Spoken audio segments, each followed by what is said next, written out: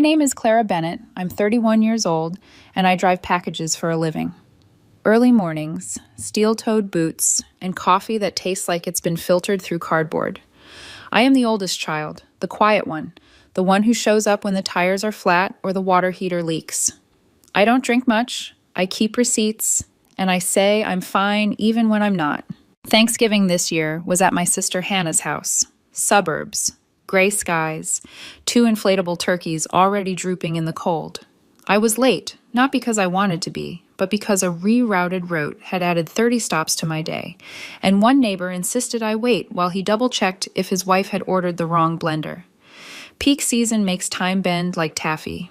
By the time I reached the house, the warm glow of the windows already spilled into the driveway. Laughter bounced through the glass. I could see silhouettes at the dining room table. I had brought a pie on my way, store-bought. Too tired to make one myself. My hand hovered over the front door. I opened it just enough to hear my father's voice, light but cutting, lifting a glass as if for a toast. "It's so good Clara's not here," he said, half laughing. Mom's laughter followed. At least she paid for dinner. The words hit me like a slap I didn't see coming. I didn't respond. I closed the door quietly, without a word. From my wallet, I pulled a sticky note, the one I always kept for missed apartments and delivery tags, and scribbled a message, hasty and deliberate. Taped it at eye level. I left. The wind hit my face as I descended the steps, pie under my arm, phone buzzing with unanswered calls. I didn't pick up. By the time I hit the sidewalk, my phone screen showed 77 missed calls, and for the first time in years, I didn't feel like the bad guy. I felt quiet, like the calm after a storm, noticing what was broken and what had survived. I wasn't born Clara Bennett. I was made, piecemeal, after-school jobs, borrowed tools, and late-night deliveries. When my parents missed a mortgage payment, I covered it. When Hannah's car died, I fronted the down payment. When Mom's dental crown cracked, I put it on my card. Later never came. Delivery work didn't make me rich. It made me disciplined. I budgeted by miles, envelopes for gas, savings buckets labeled with blue tape, health, tires, rent, incidentals. I didn't say no easily. I said, "Let me see." And then I found a way. They had learned that calling me at lunch would get results. "Clara, your mother's worried about the power bill, just until Friday," my father would say. Mom texted, "We're short on groceries, you know how it is. Family." Hannah sent Venmo requests with cheerful little notes. "Thanks, big sis, you're the best. Don't worry, we'll settle up later." Other families don't keep score. Mine did. I kept a spreadsheet on my cracked laptop, every transfer, every payment, every emergency I'd covered. Not for revenge, for sanity. To remind myself I wasn't imagining it. There were good moments. Sunday pancakes with Hannah, teaching her to wrap a pipe with Teflon tape. But even those were marked by small debts and gratitude owed. This year pressed harder. Rent bumped, rote stretched, a friend injured, adding his stops to mine. My body forgot what off meant. Then came the Thanksgiving plan, a group chat 3 weeks before the holiday, all organized, all expecting me to pay. Orders due today. Can you just cover this? You know how it is with the kids. I said yes, of course. And like that, I was tapped again. 2 days before the holiday, the breaking point, a call from the appliance store. Whirlpool washer and dryer, delivery to your parents' address. Install fee on your card ending 48421.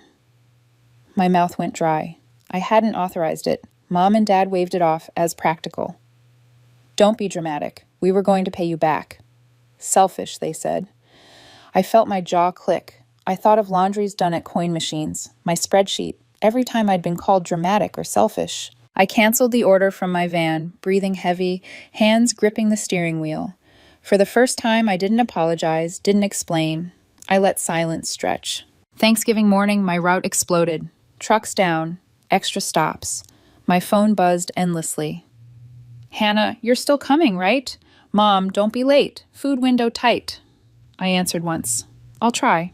I arrived 30 minutes late, pie in hand, to see them through the window. Table set, wine poured, my chair empty. The same words I'd heard before, now ringing hollow. "It's so good Clara's not here. At least she paid for dinner." I put my hand on the door, heart hammering. 100 small pieces snapping into a solid thing inside me. I taped my note, walked away. 77 missed calls. I drove into the dark, and for the first time I felt that quiet, unshakable thing I hadn't known I was capable of: relief, sadness, and freedom tangled together. The night after Thanksgiving, I sat alone in my apartment, pie untouched on the counter.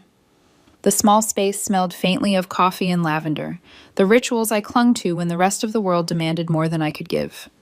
My phone sat face down.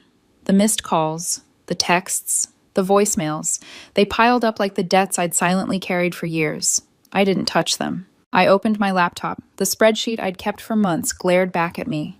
Rows of dates, transaction, and notes.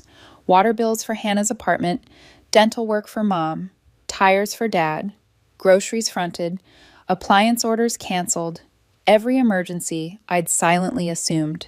I ran my finger along the highlighted numbers, 1,000 small sacrifices adding up to nearly $10,000, and still I was expected to keep giving. I remembered the first time I realized my family treated me as a safety net. I was 15, counting quarters at the laundromat after school. Mom needed the water bill covered. Dad needed help with a broken pipe. Hannah had to pay for her textbooks. I had to find a way, and I did, every single time. But no one ever asked if it was too much. No one ever thanked me. They just assumed it was my job, my duty, my nature. The ledger was more than numbers. It was a map of every time I'd been used, and called selfish anyway. Every check, every Venmo, every transfer. They didn't see the work, only the expectation of it. 2 days later, Hannah texted me, "Clara, we're in trouble. Can you help with the water bill? Just this once." Just this once. That phrase could stretch forever in our family. It had always meant, we'll push your limits and you'll make it work. I stared at the text, then at my spreadsheet. My fingers hovered over the keyboard. No, not this time. "I can help you figure out a plan. I won't pay the bill," I typed. My voice felt steady, even as my chest tightened. I suggested calling the city, arranging payment plans, cutting streaming services, selling unused furniture. Practical, clear, boundaries in digital ink. Her reply came like a slap. "You'd let your own sister go without water?" I didn't flinch. I had spent my life being responsible for everyone else's crises. I had learned to prioritize their needs over my sanity, over my health.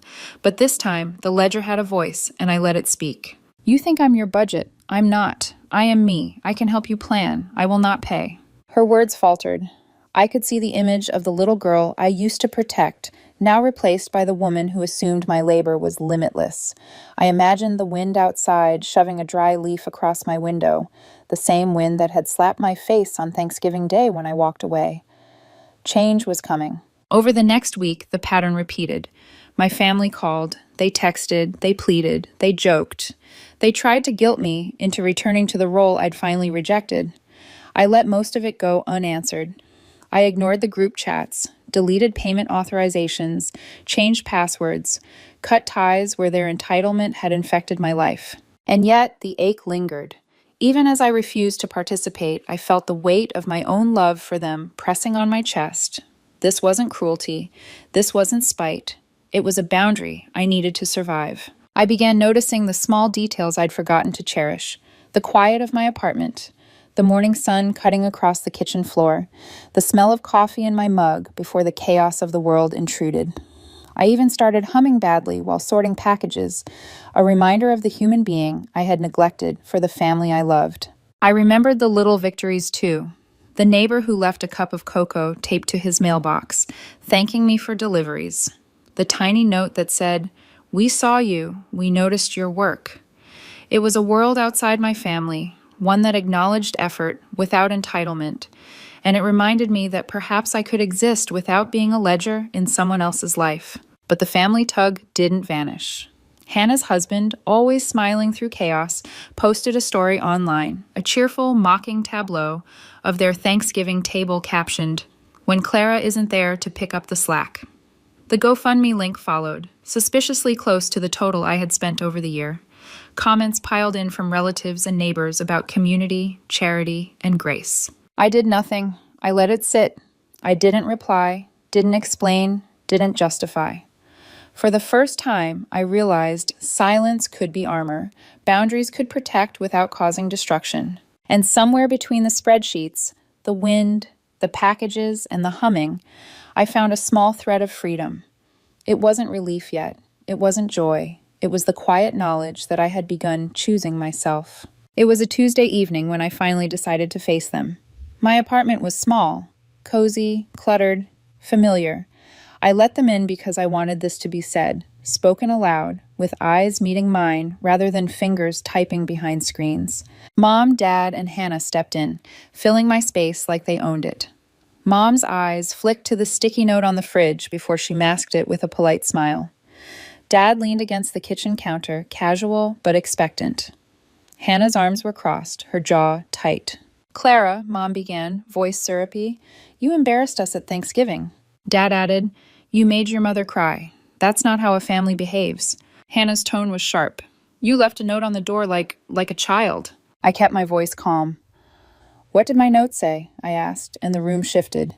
Hannah rolled her eyes, something about needing space. "It said," I held my gaze steady, "I'm safe, I need space. We'll talk later. Please don't call tonight." And then I got 77 missed calls. Silence, the kind that stretches, that hums with tension. I pulled a folder from under my coffee table, tabs with blue tape, not waving it like a flag, but setting it down like evidence in a courtroom. Printed bank statements, screenshots, canceled orders, receipts, Venmo notes. Every time I had been tapped to rescue, every time I had been called selfish for it. This is the power bill in March, May, and August, Dad's tires in June, Hannah's water in October, Mom's crown in January. Total this year, $9,842.16, I said, voice steady but measured. Not counting the tools I replaced, the school tablets, the emergency purchases I made because no one else would. I kept proof because every time I said I was tapped out, I was called selfish. Hannah's voice went high. "Seriously? You kept a ledger?" "Yes, I'm not selfish, I'm depleted," I replied. Dad leaned forward. "So what? You want us to pay you back? We're family." "What I want," I said quietly, "is no more money, no more bills in my name, no more auto-filled cards, no more group chats assigning me to pay. If you ask, the answer is no. If you do it anyway, I will dispute it. If you put me on the spot in front of people again, I will leave." Mom laughed, a small mean sound. "Who do you think you are?" "I think I'm the person who's been paying while you told jokes about it," I said. Hannah's voice rose. "You're overreacting. It's not like we're using you. You make more than us." I looked down at my hands, knuckles nicked from boxes, packages, labor. "I make more overtime than you, Hannah. That's different, but that doesn't mean you can treat my labor as a faucet. I'm choosing to raise myself now." Dad pointed at the folder. "Take your little report and shove it. We've done plenty for you." "Like what?" The words left my lips before I could soften them. "We raised you, right?" I asked softly. "And now I'm raising myself." I stood, not yelling, not dramatic, just done. Mom scoffed. "You're really throwing away your family over a few $1,000s?" "I'm enforcing boundaries," I said, "because I want to have a family someday without hating them. If you can respect that, we'll see each other. If not, I need space." They froze. Mom lingered, eyes narrow, trying to shame me into guilt. Dad scraped a chair back with a sound louder than any word. Hannah brushed past me with a huff. "Fine," Mom said finally, "but don't come crying when you need us." I nodded once. "You mean when you need me?" I closed the door behind them, heart hammering, hands shaking, my forehead pressed against the wood. It wasn't triumph, it wasn't victory, it was a clean break. Pain and relief tangled together. My phone buzzed relentlessly after, messages rolling in from relatives I hadn't seen in months. "You made Thanksgiving awkward. Money comes and goes. Family is forever." I typed one sentence and sent it. "My money is part of my life, and my life is not your budget." Then I turned the phone off, for real this time. For the first week, the calls and messages poured in. Stages of pushback unfolded predictably. Mockery, guilt, anger, negotiation. Aunt Lisa sent Bible verses about giving cheerfully.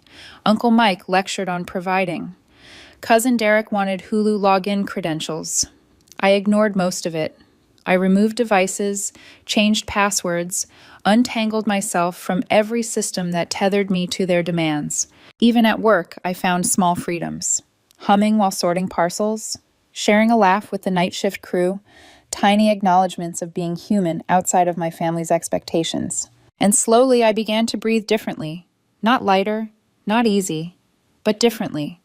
The ledger of sacrifices wasn't just proof of abuse, it was proof of my ability to survive and choose myself. December rolled in with frost on the windows, a reminder that life keeps moving whether you're ready or not.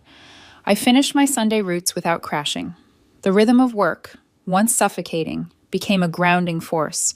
Packages, maps, miles, tiny victories stitched together a sense of control I hadn't realized I'd lost. I wrapped cheap gifts in paper that looked like my route maps, lines crossing lines, chaos made orderly. I celebrated small holidays on my own terms. I accepted invitations from friends instead of being pulled back into family obligations I had no energy for. I bought coffee for myself, not as a stopgap for someone else's crises, but because I deserved it. Then came a small, quiet breakthrough. An envelope appeared in my mailbox. No return address. Inside, a check for $200 and a note in Dad's blocky handwriting for the tires. It wasn't everything, but it was something. My throat tightened. I didn't cash it immediately. I drove it to their house, slid it under their door, and left a sticky note of my own. Keep it. That night, Hannah texted quietly, "Kids made you a card. Where can we drop it?" I gave my work address. When she arrived, we stood in the bay of the delivery garage, accordion door halfway down like a cheap curtain. Kids hugged my legs, glitter-shedding turkey drawings pressed into my hands. "We're sorry, Aunt Clara," the 8-year-old said solemnly. "Daddy made us say it." I crouched, looked them in the eyes. "I love you. If you need a ride, a snack, I'm your person. If your parents need help, they have to figure that out." Hannah lingered, hesitant. "I'm selling the patio set," she murmured. "And the pelling?" "Good," I said. I didn't feel victorious. I felt clear. She chewed her lip. "Mom says you hate us." "I don't," I said. "I'm just not your plan anymore." Something unclenched in her face. "Okay," she whispered. Hearing it aloud made it real. Life began to feel lighter. I returned to routines I had neglected. Sunday coffee with friends, small projects at home, learning to play drums again in a storage unit with people who didn't know my family, didn't judge my efforts, didn't have hidden expectations. I laughed. I stumbled. I was human, not a ledger, not a scapegoat, not the unpaid accountant of my family's mistakes. January arrived, bringing new challenges, but I met them differently. Bills paid, auto transfers set, routines reestablished. I checked the water bill Hannah had circled, $37, a payment plan in place. A gold star emoji on my phone. Dumb. Perfect. Tiny proof that boundaries could coexist with care. The year continued, not magically perfect, but quieter, freer. I passed my parents' street without stopping, without guilt. They managed. I managed. And when they fixed their own mistakes, like the washer and dryer, I felt relief instead of obligation. They solved their problems, and I existed outside of their crises. I understood then. Boundaries are not walls. They are doors with locks. You decide who gets a key. And you can change your mind if you want, but only when it serves you, not when it serves their entitlement. My phone, once a relentless reminder of duty and manipulation, became a tool for life, not a leash.